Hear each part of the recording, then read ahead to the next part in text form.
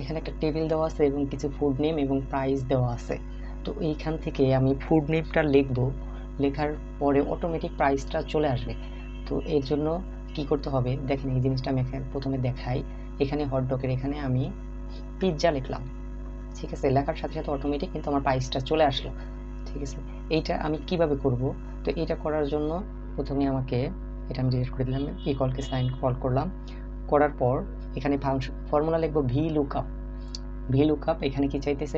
Lookup value, মানে কোন জিনিসটা লিখলে আমি এটা প্রাইসটা পাবো। তো এই জায়গাটা আমি সিলেক্ট করে দিলাম, যেহেতু ফুড নেমটা সিলেক্ট করে দিলাম। তারপরে হচ্ছে টেবিল অ্যারে, তো এই টেবিল থেকে আমি চাইতেছি করতে। তারপরে কি চাইছে? এখানে চাইতেছে, বলতেছে যে কলাম ইন্ডেক্স নাম্বার, মানে কোন কলামের প্রাইসটা এখানে আমাকে দেখাবে, মানে যেহেতু আমি প্রাইসটা চাইতেছি, তো কলাম নাম্বার 2, তো 2 আমি দিলাম। দেওয়ার পরে এখানে হচ্ছে আপনার এখন রেঞ্জ, তো রেঞ্জটা আমি 0 দিলাম, এক্সাক্ট নাম্বার 0 দিলে ফার্স্ট ব্র্যাকেট ক্লোজ করলাম, এন্টার দিলাম, দেখেন অটোমেটিক চলে আসলো।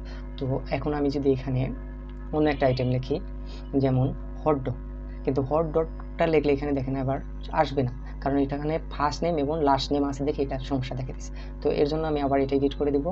এই রেঞ্জ নাম্বারটা, লুকআপ ভ্যালুটা এখানে আমি একটু আরেকটা জিনিস অ্যাড করে দিব, হচ্ছে and double inverted comma star double inverted comma, এখন এন্টার দেব, দেওয়ার সাথে দেখেন চলে আসতেছে। এখন এটা যদি আমি আবার এখানে এখন ফার্স্ট নেম লিখলেই অটোমেটিক আমার প্রাইসটা চলে আসবে, যেমন ফ্রাইড রাইস যদি লিখি এখানে দেখেন প্রাইসটা চলে আসছে।